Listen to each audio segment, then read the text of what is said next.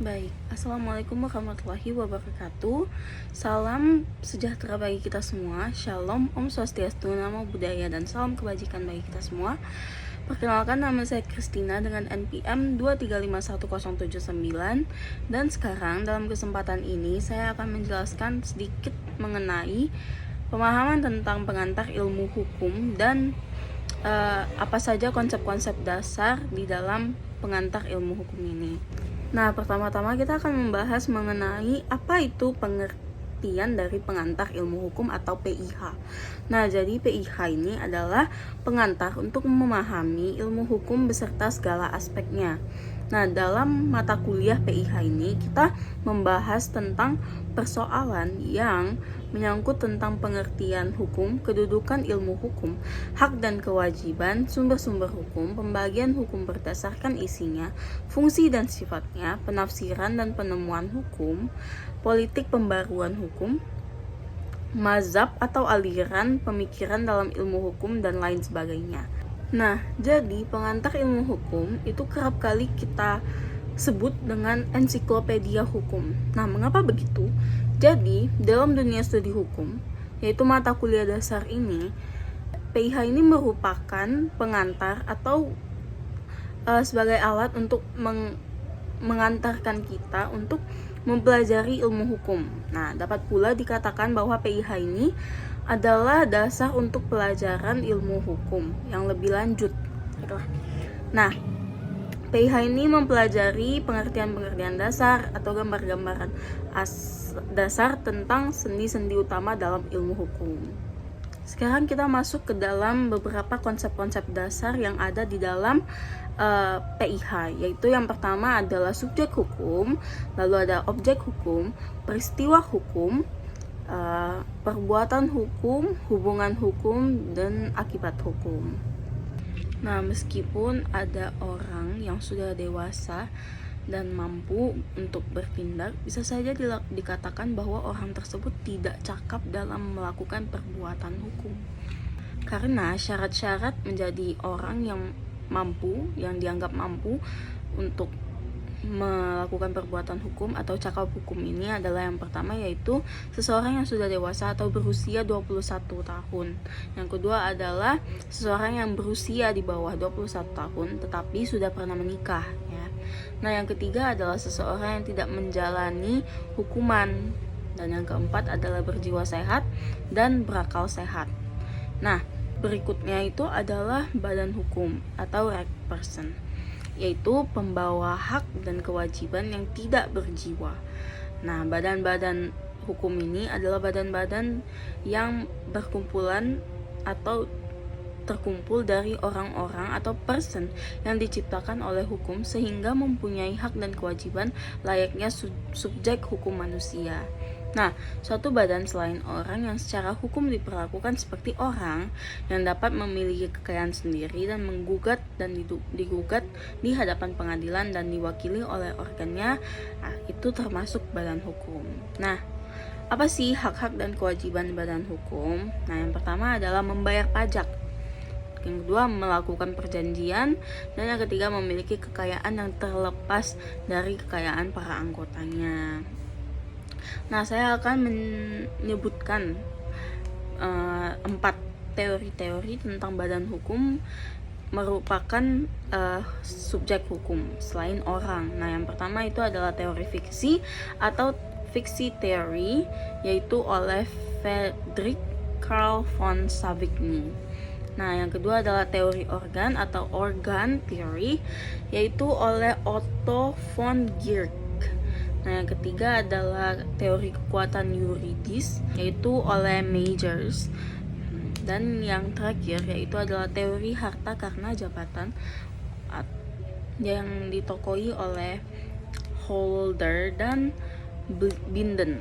Nah, apa aja karakteristik badan hukum? Nah, yang pertama itu adalah adanya pemisahan kekayaan antara badan dan pendiri atau anggota atau pemegang saham dari badan tersebut. Nah, yang kedua adalah memiliki kekayaan atas namanya sendiri dan tanggung jawabnya terbatas. Memiliki kecakapan kontraktual atas nama dirinya sendiri, yaitu dapat menuntut dan dituntut di hadapan pengadilan atas nama dirinya sendiri, dan ada organ yang mengelola dan mewakili badan tersebut.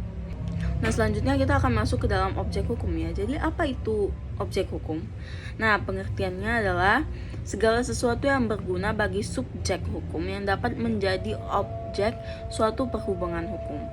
Nah, objek hukum ini memiliki nilai ekonomis yang terdiri atas benda, yaitu barang atau zak. Nah, menurut pasal 499 KUHP, benda adalah segala barang dan hak yang dapat menjadi milik orang, yaitu dengan cara benda itu harus dikuasai oleh manusia dan dianggap oleh hukum sebagai suatu kebulatan atau keseluruhan. Nah, pembagian badan hukum itu ada dua, yaitu badan hukum publik dan badan hukum perdata atau sipil. Pembagian benda berdasarkan pasal 503 KUH Perdata juga. Yang pertama ada benda berwujud yang dapat diraba dan dilihat. Yang kedua adalah benda tidak berwujud, yaitu segala macam hak. Nah, dalam pasal 504 KUHP dikatakan bahwa benda tetap adalah benda-benda yang karena sifatnya, tujuannya, atau penetapan UU dinyatakan sebagai benda tetap atau tidak bergerak. Contohnya adalah bangunan atau tanah atau mesin-mesin pabrik dan lain-lainnya. Yang kedua adalah benda yang bergerak, yaitu benda yang karena sifatnya atau penentuan UU dianggap benda bergerak. Contohnya adalah perkakas, kendaraan, binatang, dan lain-lain. Nah, hak kebendaan itu apa sih? Hak kebendaan adalah hak mutlak atas suatu benda yang memberikan kekuasaan langsung atas benda tersebut. Nah, gimana sih caranya memperoleh hak kebendaan tersebut? Yang pertama adalah dengan pengakuan ya. Benda yang tidak ada pemiliknya kemudian ditemukan, maka diakui oleh orang yang mendapatkannya sebagai hak miliknya. Nah, contohnya menangkap ikan di laut, kan? Atau berburu di hutan bebas. Yang kedua adalah dengan penemuan. Jadi benda yang lepas dari penguasaan pemiliknya, misalnya karena mungkin jatuh di jalan, itu hilang, ya kan?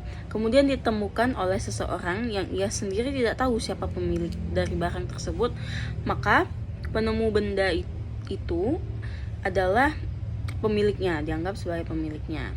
Nah, yang ketiga adalah dengan penyerahan. Jadi dengan penyerahan maka hak kebendaan berpindah kepada yang memperoleh haknya. Contohnya jual beli atau sewa menyewa atau warisan. Nah, yang keempat adalah daluarsa, yaitu barang siapa yang menguasai benda bergerak, misalnya dengan cara menemukannya di jalan. Hak milik diperoleh setelah lampau waktu 3 tahun sejak ia menguasai benda bergerak itu. Nah, itu tertulis dalam pasal 1977 ayat 2 dalam KUHP. Nah, sedangkan untuk benda tidak bergerak daluarsa adalah sebagai berikut, yaitu dalam hal ada alas hak 20 tahun, dalam hal tidak ada alas 30 tahun. Setelah lampau waktu 20 tahun atau 30 tahun, orang yang menguasai benda tidak bergerak tersebut memperoleh hak miliknya, yaitu itu juga tercatat dalam pasal 1967 KUH Perdata. Nah, yang kelima adalah dengan pewarisan ya. Jadi seseorang mewarisi sesuatu kepada orang lain. Nah, yang keenam adalah dengan cara penciptaan, yaitu orang yang menciptakan benda baru memperoleh hak milik atas benda ciptaan tersebut. Ya. Jadi pengertian menciptakan meliputi menciptakan barang baru dari barang-barang yang sudah ada atau menciptakan barang baru dari barang-barang yang sama sekali belum ada. Nah, contohnya adalah menciptakan rumah, itu menciptakan benda baru ya. Karena menciptakan rumah itu adalah tercipta dari benda-benda yang sudah ada. Nah, yaitu pasir, semen, dan air. Nah, yang ketujuh ya, cara memperoleh hak kebendaan itu adalah dengan cara ikutan. Nah, Orang yang membeli seekor sapi yang sedang hamil, kemudian sapi itu melahirkan anaknya, maka pembeli berhak pula mendapat anak sapi yang baru lahir itu. Nah, sekarang kita akan membahas mengapa hak kebendaan itu bisa lenyap atau hilang. Nah, yang pertama adalah karena bendanya itu sudah lenyap atau hangus atau hilang ya. Nah, misalnya adalah hak pakai atas sebuah rumah yang akan lenyap apabila rumah itu terbakar atau hancur. Maka hak gadainya itu lenyap apabila jaminannya juga hilang. Nah, yang kedua adalah karena dipindah tangankan, yaitu contohnya adalah hak milik, hak menguasai, hak memungut hasil atas sebuah rumah menjadi hapus apabila rumah tersebut dijualkan kepada orang lain. Nah, yang ketiga adalah karena hak itu dilepaskan. Contohnya, suatu lemari yang sudah rusak kemudian dibuang ke tempat sampah oleh pemiliknya karena biaya reparasinya mungkin lebih mahal daripada harga membeli lemari tersebut. Jadi, lemari tersebut yang sudah dilepaskan tidak menjadi hak pemilik sebelumnya lagi. Nah, yang keempat adalah karena daluarsa, dan yang kelima adalah karena pencabutan hak. Nah, pencabutan hak ini adalah ketika penguasa dapat memperoleh hak kebendaan atau hak milik dengan cara pencabutan hak, yaitu dengan cara yang pertama berdasarkan UU, yang kedua dilakukan untuk kepentingan umum, dan yang terakhir adalah dengan ganti kerugian yang layak atau patut. Jadi sekarang kita akan membahas mengenai peristiwa hukumnya. Jadi apa sih peristiwa hukum ini? Peristiwa hukum ini adalah suatu peristiwa atau kejadian biasa di dalam kehidupan manusia yang akhirnya kejadian tersebut membawa akibat yang diatur dalam hukum. Nah, jadi apa saja macam-macam peristiwa hukum? Yang pertama adalah peristiwa menurut hukum, yaitu kelahiran dan kematian. Lalu ada peristiwa melanggar hukum, contohnya adalah wan prestasi atau perbuatan melanggar hukum. Nah, yang kedua adalah peristiwa hukum tunggal, yaitu memberikan hadiah, dan peristiwa hukum majemuk, yaitu peristiwa jual beli antara berbagai pihak ya. Nah, yang ketiga adalah peristiwa hukum sepintas, contohnya adalah pembatalan perjanjian, dan peristiwa hukum terus-menerus, contohnya itu adalah sewa menyewa. Nah, kita masuk ke dalam hubungan hukum. Nah, hubungan hukum ini adalah hubungan antara dua subjek hukum atau lebih, di mana hak dan kewajiban di satu pihak berhadapan dengan hak dan kewajiban di pihak lainnya. Nah, syarat-syarat terjadinya hubungan hukum yang pertama itu adalah adanya peraturan hukum yang mengaturnya dan didahului timbulnya peristiwa hukum. Baik teman-teman, kita akan masuk ke dalam perbuatan hukum. Jadi perbuatan hukum ini adalah perbuatan subjek hukum yang dilakukan dengan sengaja untuk menimbulkan hak dan kewajiban, dan perbuatan subjek hukum yang akibatnya diatur oleh hukum. Kapan perbuatan hukum dapat terjadi? Yaitu apabila ada pernyataan kehendak pelaku.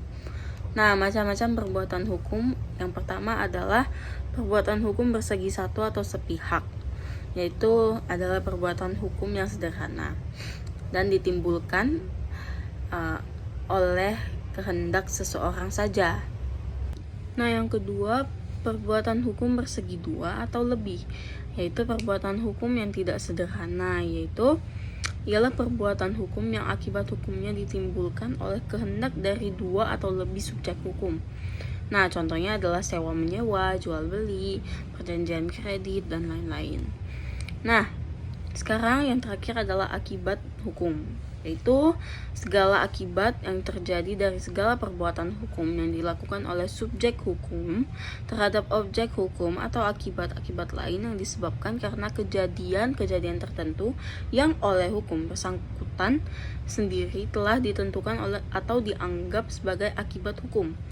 Nah, akibat hukum adalah akibat yang ditimbulkan oleh peristiwa hukum. Nah, contoh akibat hukum yang pertama adalah terbitnya suatu hak dan kewajiban bagi pembeli dan penjual adalah akibat dari perbuatan hukum jual beli antara pemilik rumah dan pembeli rumah. Dan penjatuhan hukuman terhadap seorang pembunuh adalah akibat hukum dari membunuh seseorang sebagaimana telah diatur di dalam pasal 338 dan 340 KUHP. Nah, akibat dari suatu perbuatan hukum atau peristiwa hukum ada 3 bentuknya. Nah, yang pertama adalah akibat hukum berupa timbulnya, berubahnya atau lenyapnya suatu keadaan hukum. Contohnya adalah orang yang menginjak usianya yang ke-21 tahun, melahirkan akibat hukum baru, yaitu dari subjek hukum yang tidak cakap hukum menjadi subjek hukum yang sudah cakap hukum. Nah, yang kedua adalah akibat hukum lahirnya, berubahnya atau lenyapnya suatu hubungan hukum tertentu antara 2 atau lebih subjek hukum, di mana hak dan kewajiban pihak yang satu berhadapan dengan hak dan kewajiban pihak yang lainnya, yaitu jual beli barang. Apabila pembayarannya telah lunas, maka hubungan hukum tersebut hilang atau putus. Nah, yang ketiga adalah akibat hukum berupa lahirnya sanksi, yang jika dikehendaki oleh subjek hukum atau apabila dilakukan tindakan yang melawan hukum, yaitu contohnya adalah seorang pencuri diberikan sanksi hukuman adalah akibat hukum dari perbuatannya sendiri, yaitu mencuri, karena dia mengambil barang orang lain tanpa hak secara itu adalah perbuatan yang melawan hukum. Baik, jadi penjelasan saya sampai di sini mengenai konsep-konsep dasar ilmu hukum. Lebih dan kurangnya saya ucapkan permohonan maaf yang sebesar-besarnya apabila ada kesalahan kata atau tutur kata atau bahasa tubuh yang salah dan menyinggung yang menonton video ini. Terima kasih sudah menonton video ini. Semoga kalian mendapatkan manfaat dan ilmu yang berguna di dalam video ini yang sudah saya jelaskan. Terima kasih semuanya. Enjoy.